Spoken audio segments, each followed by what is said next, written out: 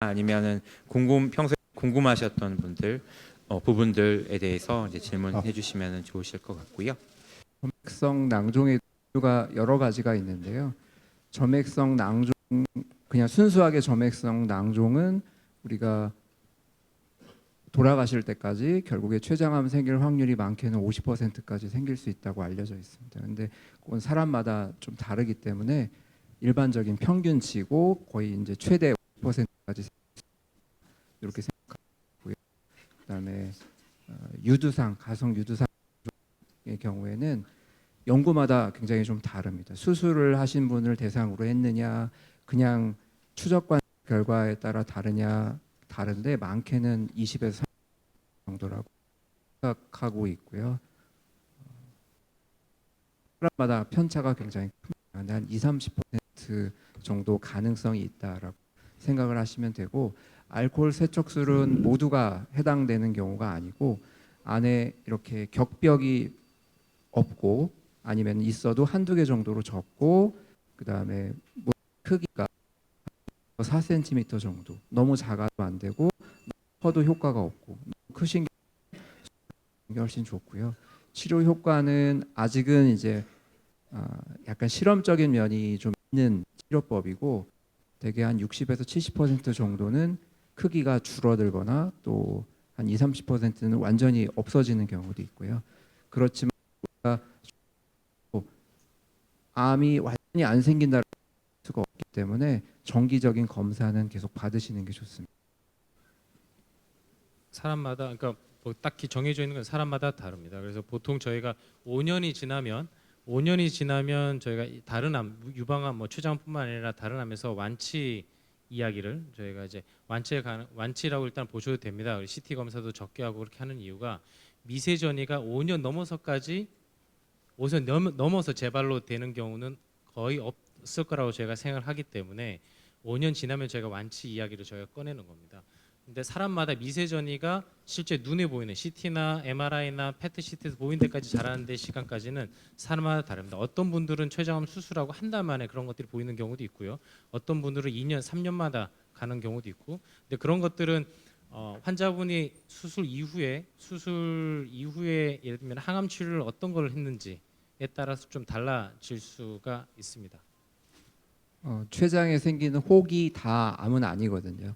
어떤 경우에는 예전부터 외국 보고에 따르면은 췌장암이 의심돼서 수술을 받았는데 수술하고 났더니 췌장암이 아니다 하는 게 많게는 100명 중에 5명까지도 그런 환자분들이 있습니다. 그래서 요즘에는 가능하면 이게 완전히 전형적으로 췌장암이다, 그리고 수술이 가능하다 그러면 조직 검사 없이 수술하시는 경우도 있는데, 모양이 조금 췌장암이 아닐 가능성도 있겠다 싶은 경우에는 조직 검사로 꼭 확인을 하고 그 결과에 따라서 이제 수술을 결정하는 경우가 많이 있습니다. 근데 만약에 췌장 종양이 있는데 혹이 있는데 췌장암이 아니다 그러면 우리가 그냥 염증일 가능성이 되게 높고, 자가면역성 췌장염이라는 그런 좀 희귀한 염증이 많이 있고, 아니면 원인 모르는 염증인 경우도 있습니다. 급성 췌장염이나 만성 췌장염이 그런 모양을 만드는 경우도 있고, 아까 말씀드린 무록, 우리가 췌장 낭종 중에 일부는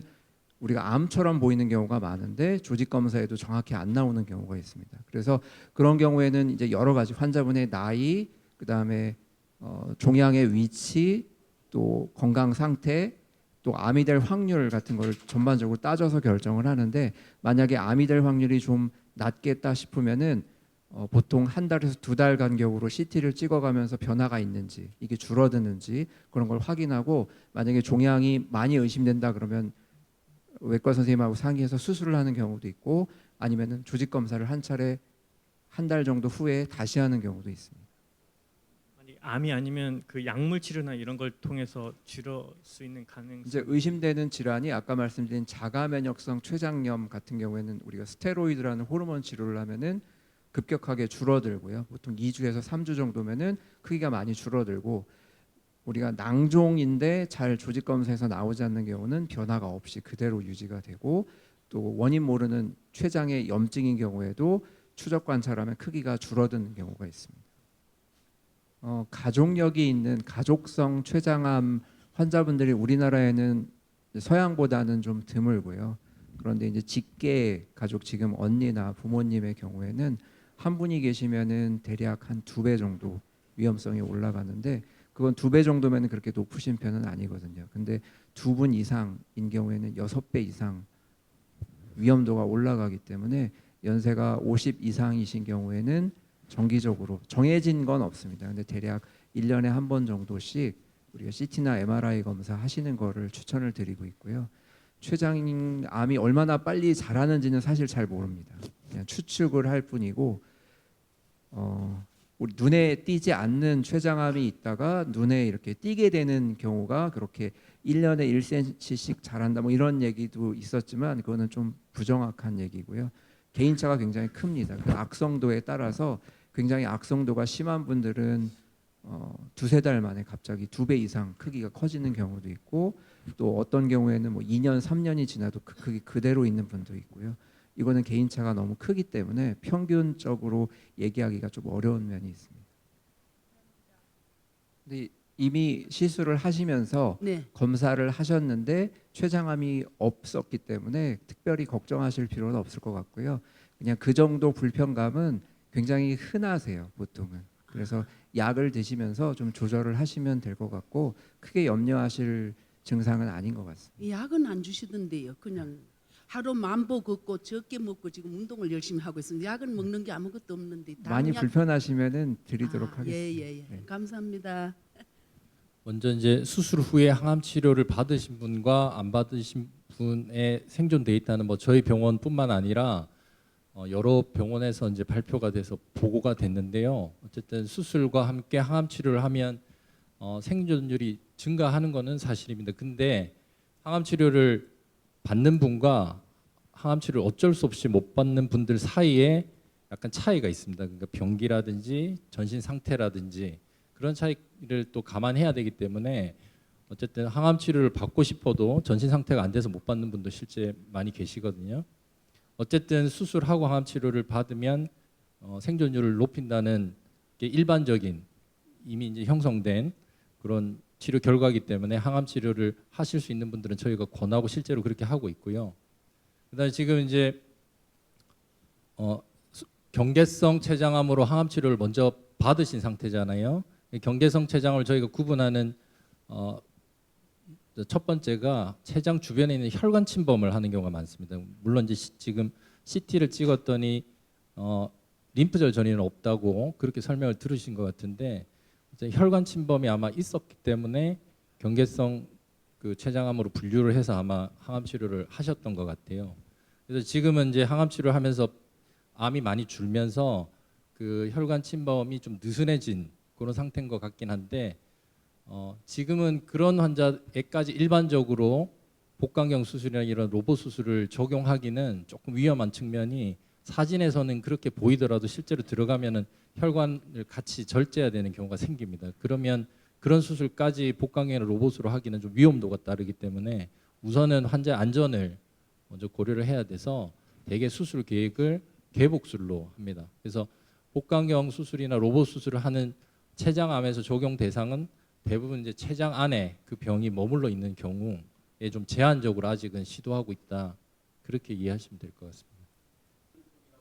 그건 췌장 입구 우리가 유두부라고 부르는데요. 아마 유두부에 있는 선종, 아까 대장 용종이 대장암으로 갈 수 있다고 말씀드렸는데 12지장하고 췌장, 담도 세 개가 만나는 부위가 유두부라고 부르게 이렇게 튀어나와 있는 부위인데요. 그 부위에 선종이 생길 수가 있습니다. 선종이 나중에 선암으로 발전을 할 수가 있는데 선종이 발견되면 우리가 대장 용종 발견되면 절제하듯이 거기도 절제를 해냅니다. 근데 절제를 했는데 아마 암 세포는 나오지 않고 암으로 가기 전 단계인 선종만 나오신 것 같고요.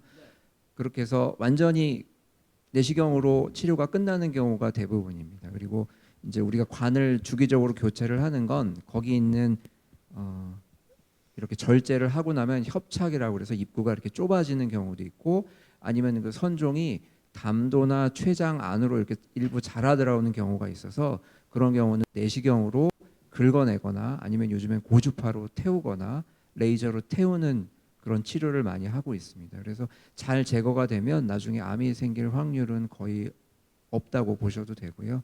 또 정기적으로 우리가 추적 검사를 하기 때문에 만약에 생기더라도 조기에 발견하실 수 있을 거니까 크게 염려는 안 하셔도 될 겁니다. 어차피 같은 내과니까요. 다 예전에는 다 하나의 내과였습니다. 그러다가 이제 좀 더 세분화가 돼서 소화기 내과, 종양내과 이렇게 나눠져 있고요. 병원마다 좀 다르고 의사들마다 조금씩 다릅니다. 근데 쓰는 약은 우리가 정해져 있기 때문에 대부분 비슷한 약을 쓰고 소화기 내과나 종양내과나 뭐 큰 차이는 없을 것 같습니다. 그래서 계속 잘 진료를 받으시면 될 것 같고요. 그건 병원마다 또 좀 차이가 있습니다. 일단은 첫 번째는 저희가 이제 수술하시고 췌장에 병이 있으시면 일단 뭐 소변을 자주 보시고 입이 마르신다 이런 거는 이제 저희가 보통 당 조절하고도 관련이 있을 수 있습니다. 그러니까 원래 당뇨가 있으셨다고 하더라도 당 조절이 안 되면 전형적인 당뇨의 증상이 이제 다뇨, 다갈, 그러니까 목이 계속 막 입이 타는 거죠. 그런 증상이 있어서 한번 그런 증상이 최근에 생겼다 그러면 근처 뭐 의원급에 가서서 혈당을 한번 체크를 해보신다든지 해보시는 게 첫 번째 이게 됐고, 두 번째 같은 경우는 이제 저희가 뭐 항암 치료 이후에 제가 좀 흔히 볼 수 있는 건데 침샘 기능이 조금 떨어질 수 있습니다. 물론 이거는 노화와 관련이 돼 있을 수 있는데 항암 치료 어느 정도 하고 나면 침샘 기능이 떨어지니까 물론 이제 완전히 회복이 되는 경우 분들도 있지만 구내염과 함께 침샘 기능이 좀 떨어지고 그 이후에 회복이 완전하게 안 되는 분들이 있습니다. 그러다 보니 이제 입이 마르고 이렇다 이렇게 말씀하시는 분들이 있습니다. 그래서 그런 경우에는 혹시 뭐 당뇨 부분이 아니다 그러면 근처 이비인후과 가셔서 혹시 이런 침샘 같은 기능을 좀 떨어뜨릴 수 있는 이제 다른 요인이 있는지 아니면 침샘에 이제 돌이 있다든지 뭐 이렇게 되는 경우는 침샘 분비가 좀 떨어질 수 있다고 제가 알고 있거든요. 이비인후과 전문은 아닙니다만 그래서 그런 두 가지 정도를 한번 체크해 보시는 게 어떨까 싶습니다. 지금 이제 외래 다니시는데 종양 표지자 검사를 계속 체크를 하는데 그 올라갔다 내려갔다 하는 게 문제시잖아요. 근데 이제 저희가 종양 표지자 검사의 수치를 제일 중요하게 보는 게 일종의 이렇게 추세를 계속 봅니다. 그래서 재발을 저희가 의심할 때는 추세가 계속 오르는 추세로 유지될 때 재발을 의심하지 이렇게 오르락 내리락 할 때는 크게 중요한 소견으로 안 보는데 그 이유는 췌장암이 재발을 안 할 때에도 이 수치는 조금씩 변할 수 있습니다. 특히 지금 뭐 몸에 염증이 좀 있거나 이런 것 때문에 담도 쪽에 염증이 있거나 췌장 쪽에 염증이 있어도 수치가 오를 수 있거든요. 그래서 그런 그 암의 재발이 아닌 다른 이유로 오르락 내리락 할 수 있기 때문에 그건 크게 걱정 안 하셔도 될 것 같고요. 지금 5년 됐으니까 보통 6개월에 한 번 정도 CT 찍으시나요? 3개월에 한 번씩 하세요? 이제 아마 시간이 좀 지나갈수록 검사하는 그 기간은 조금씩 이제 늘어나긴 할 겁니다. 근데 저도 이제 외래에서 그런 질문을 많이 받는데 가끔 뉴스에 방사선 검사로 인해서 이게 뭐 암을 일으킬 수 있다 이제 그런 말씀들을 듣고 걱정을 많이 하시는 것 같아요. 근데 되게 이제 그런 거를 얘기할 때는 우리가 뭐 증상이 없다거나 다른 병이 없으신 일반 그 인구 집단을 대상으로 했을 때 굉장히 많은 수에서 약간이라도 증가를 하냐 이제 그런 차원에서 말을 하는 거고 이 분들은 추적 검사상에서 뭔가 재발을 빨리 발견하는 게 더 훨씬 이득이 비교할 수가 없기 때문에 일단 암 진단 받으신 분들은 그런 거 걱정하지 마시고요. 의사가 저희가 공고하는 그 정기적인 검사를 받으시면 될 것 같습니다.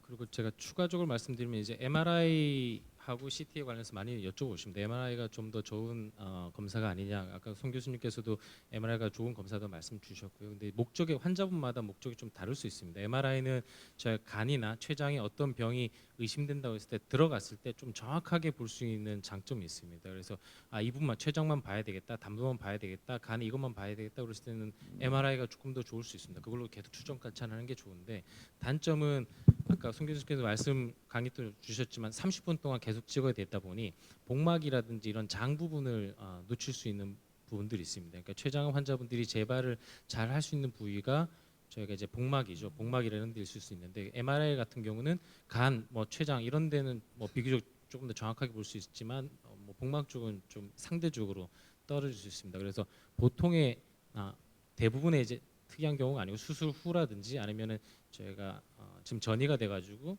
항암 치료 반응을 평가할 때는 CT를 우선적으로 보고 CT에서 이게 조금 애매하다 그런 경우는 MRI를 추가 검사로 해서 본다고 보시면 되겠습니다. 아닙니다. 부정적으로 얘기하는 건 아니고요. 그러니까 환자분 같은 케이스가 전형적으로 올라파립이 효과가 좋을 수 있는 케이스라고 보시면 됩니다. 그러니까 이 올라파립이라는 거는 약의 장점은 폴피녹스가 미국 서양 같은 경우도 12차 이상 진행하는 경우가 상당히 어렵다고 보시면 돼요. 체력적으로 부담이 되는 치료고요. 그래서 12차 정도 하고 폴피녹스 효과가 아주 좋은 환자분들을 대상으로 유지요법으로 쓰는 겁니다. 그러니까 만약에 폴피녹스의 효과가 없는 환자분들 같은 경우는 올라파립을 써도 효과가 거의 없을 거로 생각이 됩니다. 그래서 그런 분들한테 추천이 안 되지만 우리 말씀 주신 아버님 같은 경우는 효과가 폴피녹스에 매우 좋았기 때문에 올라파립에도 효과가 좋을 가능성이 있습니다. 물론 유전자 검사 분석 결과는 제가 모르긴 합니다만 그렇기 때문에 오히려 아주 적절한 케이스라고 생각하시면 되겠습니다. 그래서 적극적으로 요청하시고 현재 제가 알기로는 이게 약이 매우 비싼 약인데 국내 허가될 때까지 무상으로 공급되는 프로그램이 있다고 환자분 같은 케이스 같은 경우는 드릴 수 있다고 알고 있습니다. 그래서 그것도 한번 상의 부탁드립니다. 혹시 그거 다음으로 쓸 수 있는 약은 네 있습니다. 너무 걱정하셔도 되고 있나요? 뭐가 있습니까? 뭐가 있냐고요? 이게 젬시타빈 아브락산이라는 그 항암제도 있고요.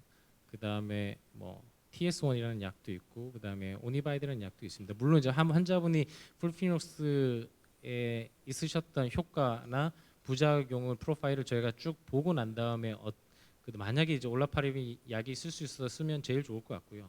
만약 브라카 유전자 돌연변이가 있어가지고요. 만약 그게 아니라고 하면은 저 다른 약제를 하는데 이전에 어떤 독성이 주로 심하셨냐에 따라 가지고 약을 제가 이렇게 갈 수도 있고 저렇게 갈 수도 있습니다. 네, 감사합니다. 질문은 많으시겠지만 시간 관계상 오늘은 이제 여기서 끝내는 걸로 좀 해야 될 것 같고요. 이제 1부에서 강의하시고 2부에서 질문 받으신 다섯 분 교수님들께 다시 한번 박수 부탁드리겠습니다. 네, 감사합니다. 하고 오늘